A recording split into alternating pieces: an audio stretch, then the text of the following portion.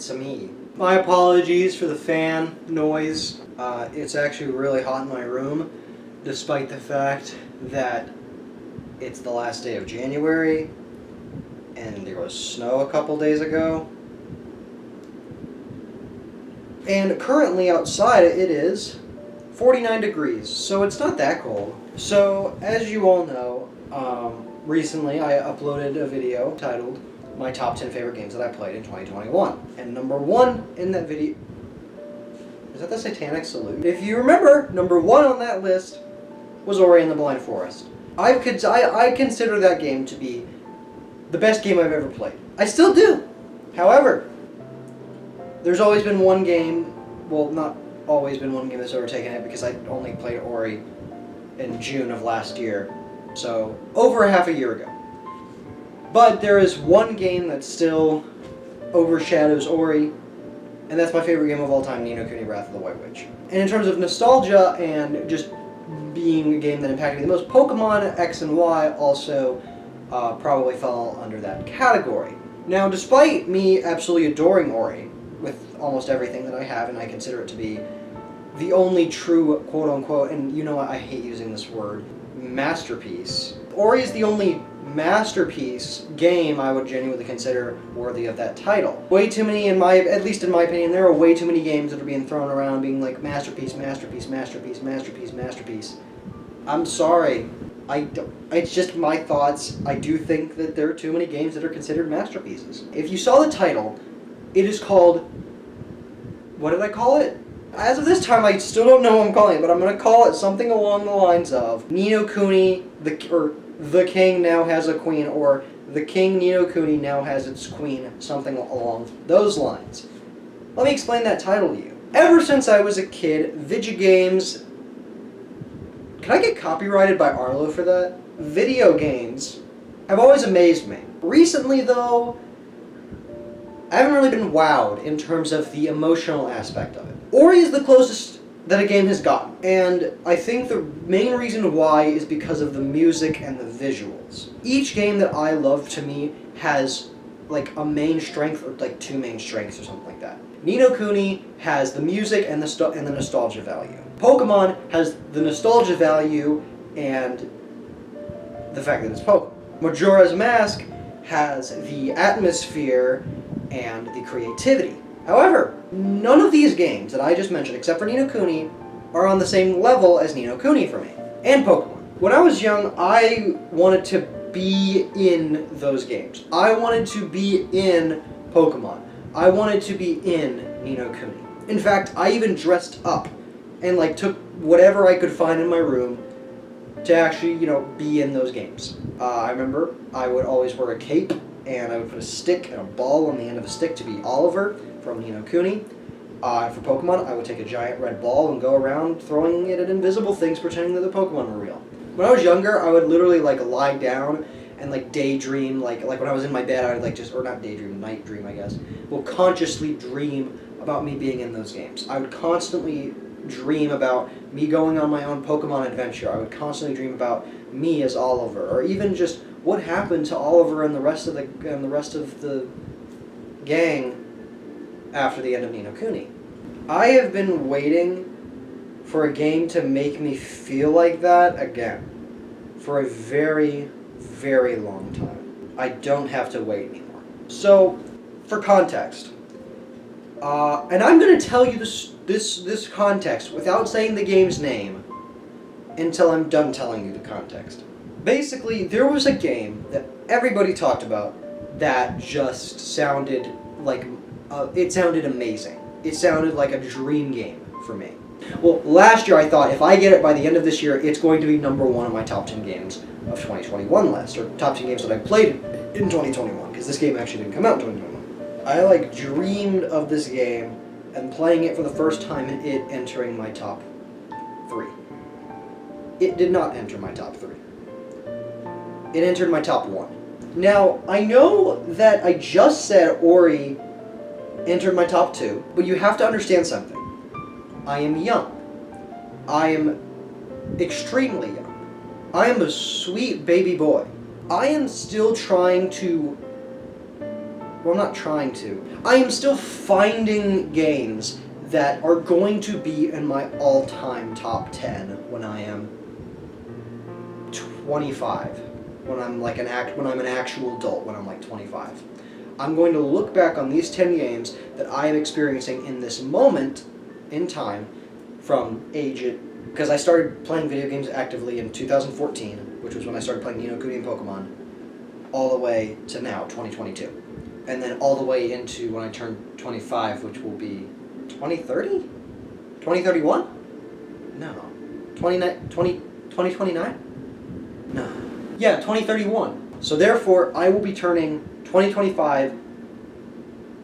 No. I'll be turning 25 in 2031.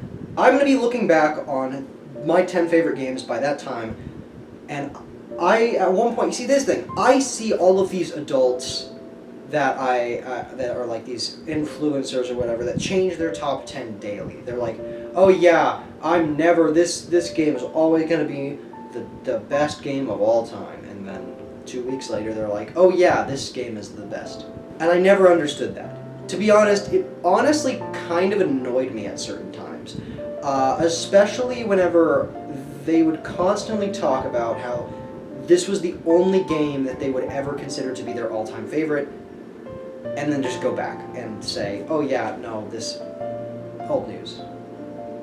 New guy. And Ni no Kuni has been my favorite game of all time for 8 years. Holy crap, 8 years! Oh god, it's been 8 years since Ni no Kuni. Ni no Kuni has been my favorite game, and it still is my favorite game. Which is why I called this video The King and the Queen. Right? The king, Ni no Kuni, finally has its queen. Now going back to this game that I was so excited for, this game that I knew was going to enter my top 3 of all time. The game that I daydreamed about making a video on, I stopped caring about it. I didn't care if I got it. I didn't care if I played it, because all I cared about was playing the other games that people were talking about at that time. Because everybody was telling me, oh, you gotta play Final Fantasy VII Remake. Okay. You gotta play Deathloop, dude! Oh, dude, you need to play Paper Mario The Thousand Year Door. Okay. I was so caught up in all these other games I wanted to play, I just stopped caring about this game. And now I care about it more than any other game in my library. So, go back to Christmas, right? I told you guys in my last video all the games that I got for Christmas of 2021. I got a PlayStation 4 and 7 games for it. All of the games I got are fantastic. I just want to say they're all great. I like all of them. Not equally, but I really do like all of them. However, there's only one game that I got this holiday, since 2014, that brought me back to the Ni no Kuni days. There's only one game I played in recent memory that it took me back to when I was truly amazed by video games. And that's Persona 5.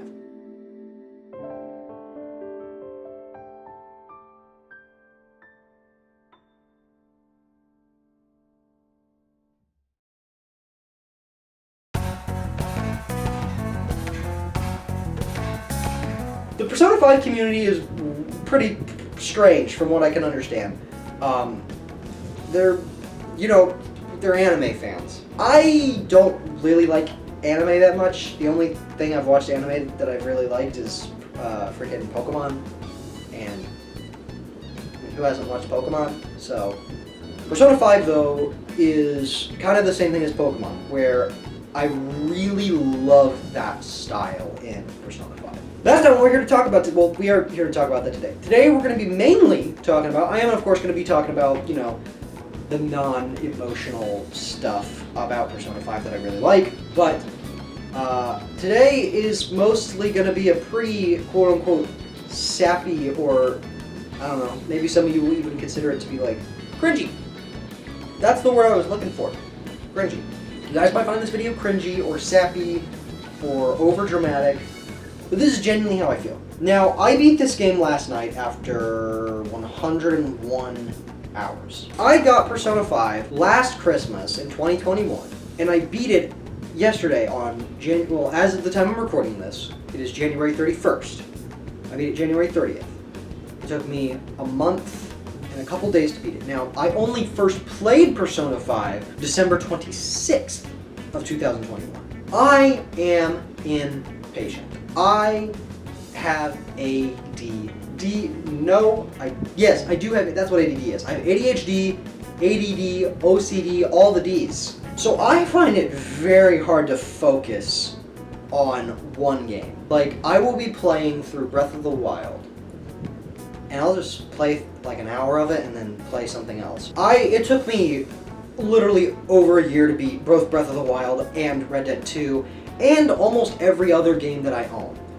There are very few games that I beat in a short amount of time.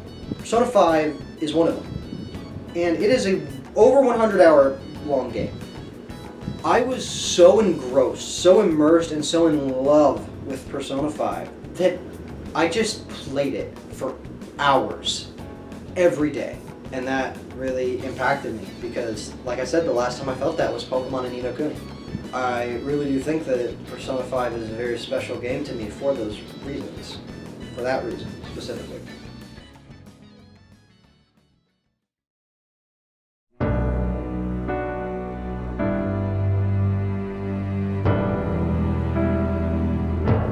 Now, as anybody who has played Persona 5 knows, at certain times, it can be a very emotional game, to say the least. I don't care what anybody says.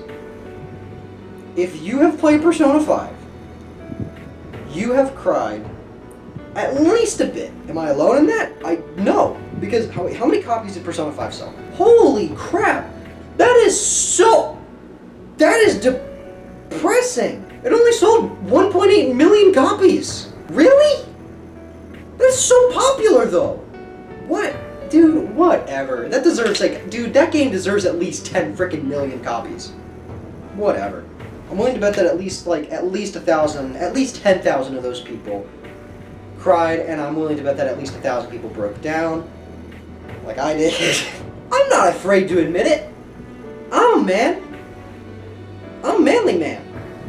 Women look at me and they go, man, that's a pretty manly man. And you want to know why they do that? Because I cried at Persona 5. That's what real men do. Now, I am going to talk about the scene that I did break down during later and I'll put up spoiler warnings and stuff. But throughout the whole game, I was teary-eyed. Not throughout the whole game. Obviously, there were many times, throughout the funny stuff and the happy stuff. Well, actually, quite the opposite. It's funny. I cried during the happy stuff and not during the sad stuff. During the sad stuff, I just did the stereotypical, let's player thing where they just kind of stare at the camera and they're like. I just did that pretty much. But there were many times that I broke down because I only broke down once. I can say I only broke down once.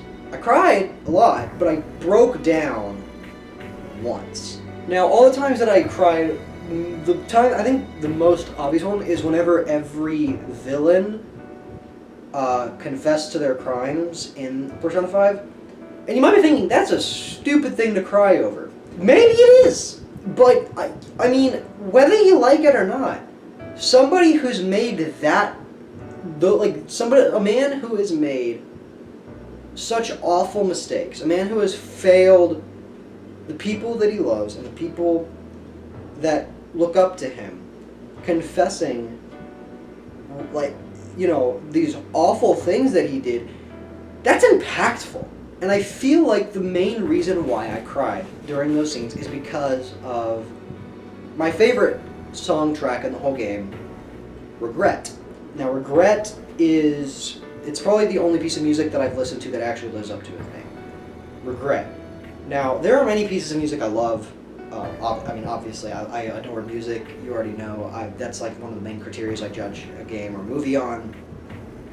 Regret, though, is the only song that truly encapsulates and simulates the feeling that it is trying to capture. Regret. I'll play some of it right now, and I'll transition the song that's playing right now into Regret, and then I'll play it for a bit.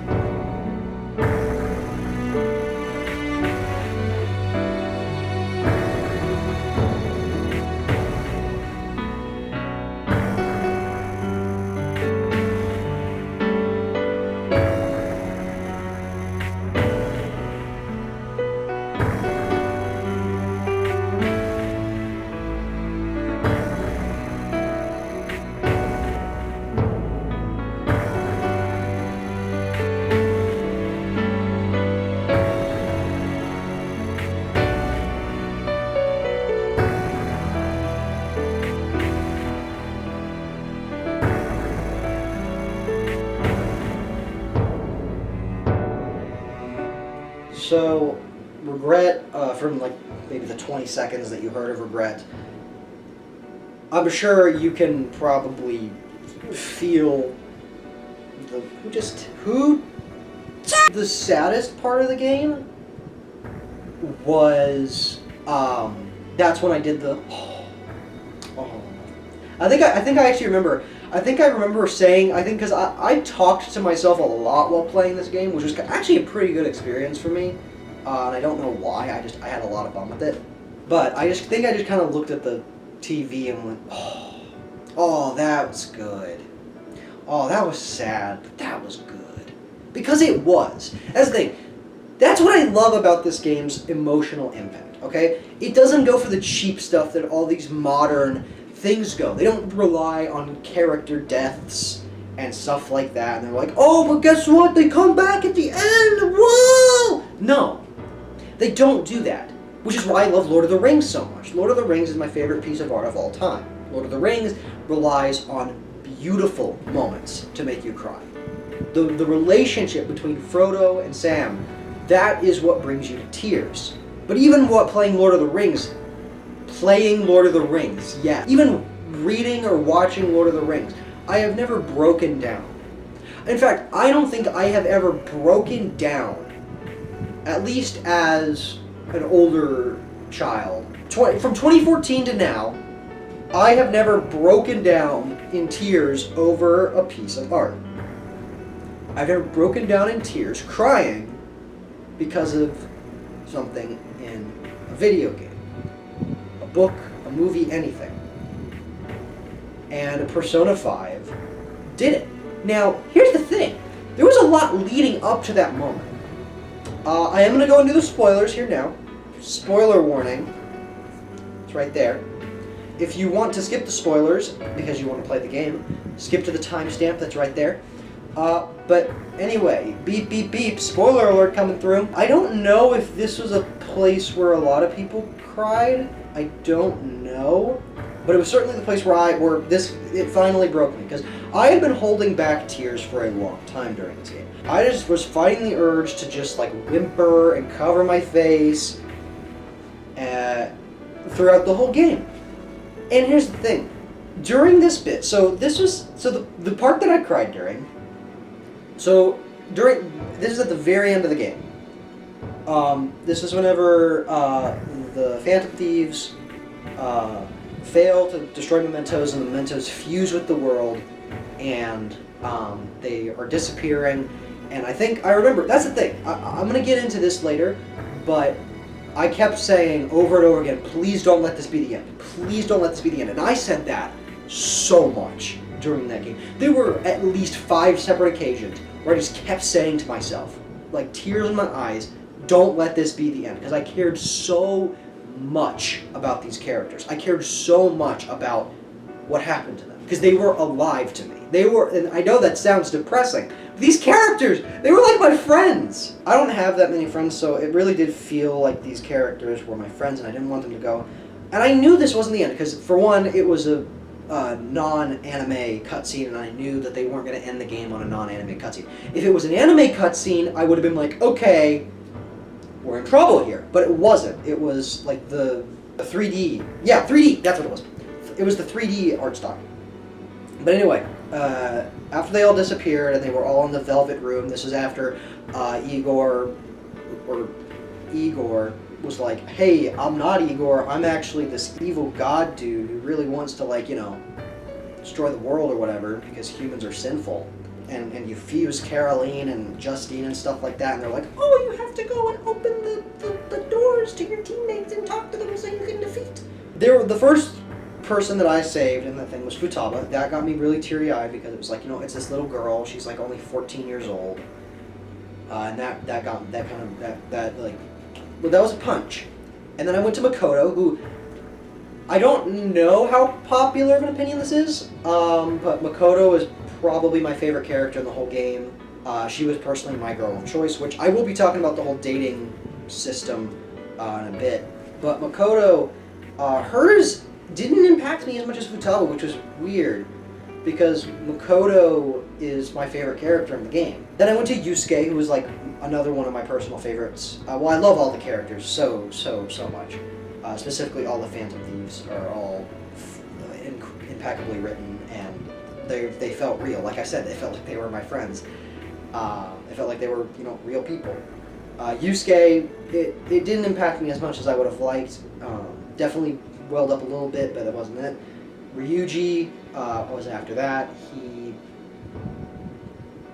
I mean, there was one line where he said, like, you saved me, or something like that, which kind of got me a little bit.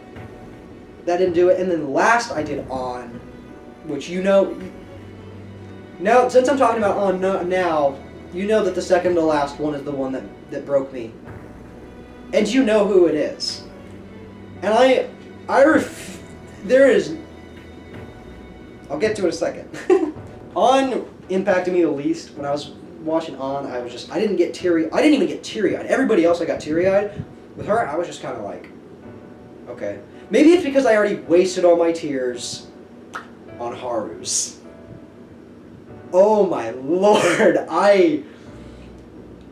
Okay, so, there was one line she said where she was talking about how afraid she was to die, and I'm like, I was like, yeah, this ain't gonna be. I think I said to myself, this ain't gonna be the one to break me. She was like, and I'm like, yeah, I know, you were afraid, blah, blah, blah. But then she says, but on the other hand, I was actually very excited to die. And I was like, what? And she was like, I was looking forward to getting to apologize to my dad in person. Context for that. Her dad is one of the targets that you target in the game to change his heart. He dies because he's murdered by the villain Akechi, who is your friend who betrays you, whatever, it's a whole thing. When she said, I was looking forward to getting to apologize to my father in person, that was what made me break down. I think I remember, because here's the thing, she said some other stuff that was kind of leading up to the breakdown, before that, and like I was really starting to like, okay, I was like, I'm not gonna do it, and then when she said that, like, I couldn't even take my glasses off in time. I had to like cover my eyes and just like face palm. I was borderline sobbing. It was rough, and I don't know why it impacted me so much when she said that, but it really did, and it was one of those things where it was such an emotional, just like punch in the balls, that it was like, that's when I kind of realized that this game, I realized this game is going to resonate with me for the rest of my life. Now, the dating system also impacted me because it made me feel closer to Makoto. Because, like I said before, my personal girl of choice was Makoto. Even though of course I love all the girls that are available. Haru, I love Haru I love Haru as a character. Like I don't know how popular she is, but I absolutely adore Haru. But it's one of those things where it's like, and I know this is gonna sound weird, and keep in mind everything that I'm saying. This isn't like me being a creep. It's not like I have like cardboard cutouts of these characters and I'm like I hang out with them every day like they're actual people. This is just how real these characters were. This is how real they felt to me while I was playing this game. Haru was kind of like the girl where it's like you're like really good friends. It's like, you know, the really good friend girl. Makoto, however, was different. So I chose Makoto. I ended up doing the whole dating thing with her. And as weird as it sounds, that did actually leave a bit of an impact on me. Because, like I said before, it really made her feel like a real person. And it kind of really opened it really made me realize, because I've always been of the opinion that writing, in both storytelling, comedy, all of that stuff, it's really gone downhill, especially in recent times. And it just, the writing for Makoto, especially during the whole dating thing, because also another thing, I'm sort of a bit of a romantic guy. I really like romance and stuff. I don't know how weird that'll be to some people, but I love romance and stuff. I really do. And so the fact that it was me who, instead of watching two characters fall in love, it was I was one of the characters. Well, I didn't I didn't fall in love with Makoto, like obviously. No, but like you get what I'm trying to say, right? It's like the two characters that you want to see together, you're one of those characters. You know, it really does a number on you, which leads me perfectly to my next point, which is immersion.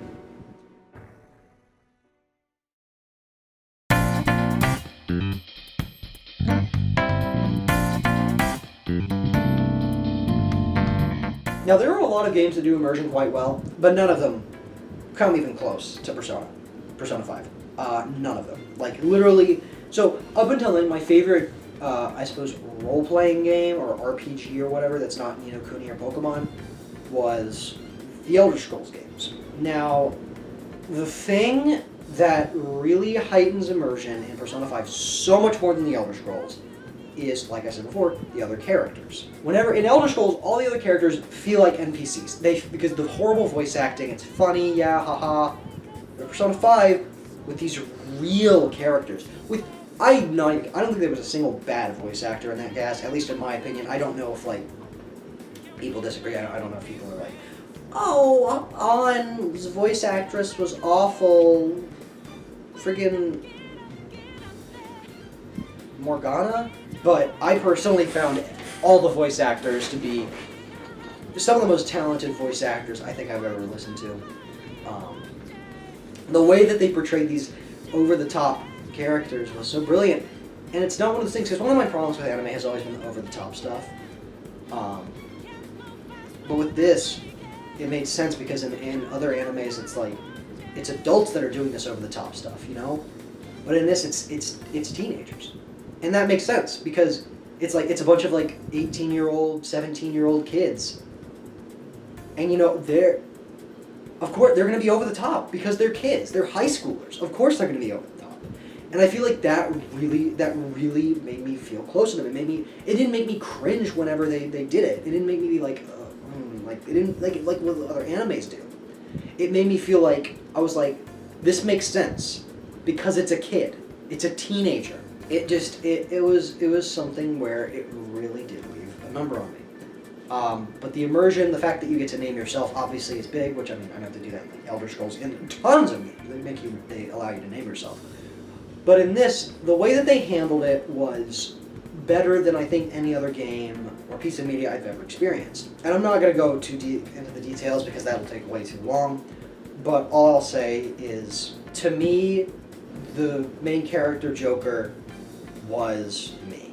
When I was playing through the game, I didn't feel like for once, like in other games that are supposed to be like immersive, where you like name yourself, or like where you choose dialogue options, it feels like you're guiding a character that you just so happen to name. Or even in stuff that with set characters with dialogue options, like Mass Effect. Part of me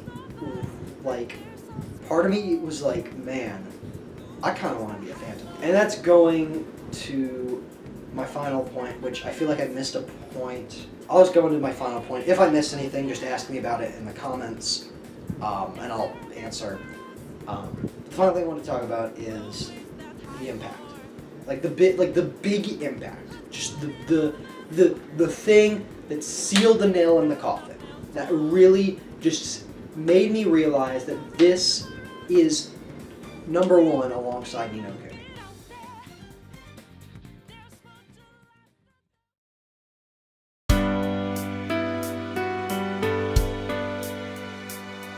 The fact that it's the game I have wanted since Ni no Kuni.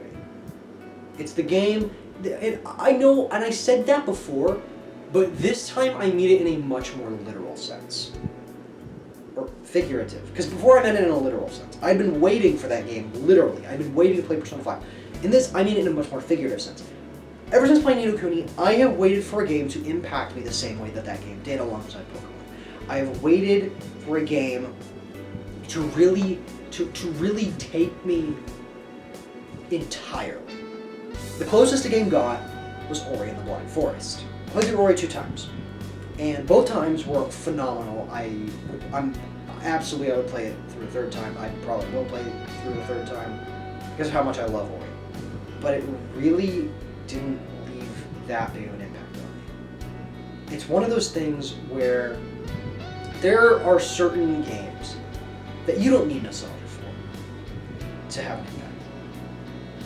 And Persona 5 is one of those games where I know for a fact, I don't want to say I know for a fact, but I have a theory. About 10 years from now, in 2031, when I turn 25, as we were talking about before, I have a feeling that Persona 5 is going to overtake Ni no Kuni as my favorite game of all time, because it'll have all the boxes. It'll have the amazing graphics, which the presentation just blew me away through and through every time I played it. It was stylish, it was cool, it was beautiful.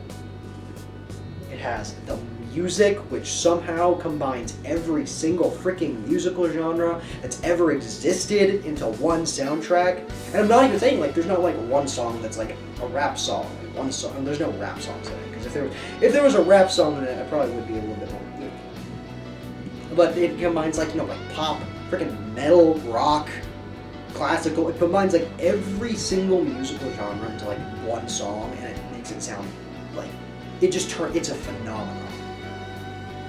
Obviously, I've already touched on the story and the characters. I think those are two separate things, because the story is fantastic. I think it was paced incredibly well. It was interesting and intriguing from the very start, but it wouldn't have worked without the characters, which is easily my favorite thing about the game. I feel like obviously the villains, which that falls under characters, the villains were all fantastic. They were all so unique, so just creative, because it wasn't like, the final villain was obviously, the stereotypical, like, god who takes over the world or whatever. But everybody else was so unique. It was like instead of a life-threatening like thing, it's a gym teacher. It's an artist who plagiarizes. That's what makes it so impactful. That's why everybody loves the Joker, because he could actually happen, and that's what's so impactful about all of the villains in Persona 5. Another thing is the way that it projects the black and white nature of modern thinking. And I know I am very passionate about my view on this. I made it canceled. I talk about it a lot in videos. But society, they go from loving someone, absolutely loving someone, like the Phantom Thieves, Everybody loves the Phantom Thieves. Oh, the Phantom Thieves, let's go, dude, yeah! And then they hear that they made a mistake. That they don't even know if they made, they just assume that they made it. And now the Phantom Thieves all deserve to die. It was so brilliant. I said out loud so many times, this is brilliant. And the way that they do it, the way that they project just how modern thinking is. And even then, it's not even modern, it's just ever since the Enlightenment. The way that they project that that thought process is genius. And even then, the way that they develop the characters, because at first the characters are the same way with these villains. They're like, oh, they deserve to die, blah, blah, blah. You don't, and like, even then, like, there are certain times where they're like, oh, you don't deserve to die because you deserve to live a life of hell or whatever. And they grow into these characters that realize people make mistakes. People mess up, and that's okay. They deserve a second chance. And that really left Obviously, the gameplay is fantastic. It's easily the best freaking RPG I've played ever. At least turn-based RPG I've ever played. Because Ni no Kuni's an RPG, but it's definitely easily the best turn-based RPG I've ever played. What's new? I mean, the palaces are all fantastic. So is the mementos. They're like little Zelda. Like if you like Zelda dungeons, then I promise you something. You are going to love the palaces. Which I really like the dungeons as well from Zelda. The modern day, obviously, or like whenever you're, walking around the streets of Tokyo. Those are my favorite parts of the game. Just living life. Just living life, dude. Just living this separate life with all these characters, all these people that I loved, and just having fun. Just having a good time in this world, and it was just such a magical experience with that. You might be thinking, well, obviously this game is your favorite game of all time, though. Obviously, Persona 5 is your favorite game of all time.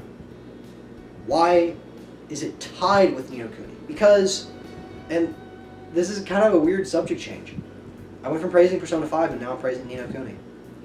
If I didn't play Ni no Kuni, Persona 5 would only be like top 10.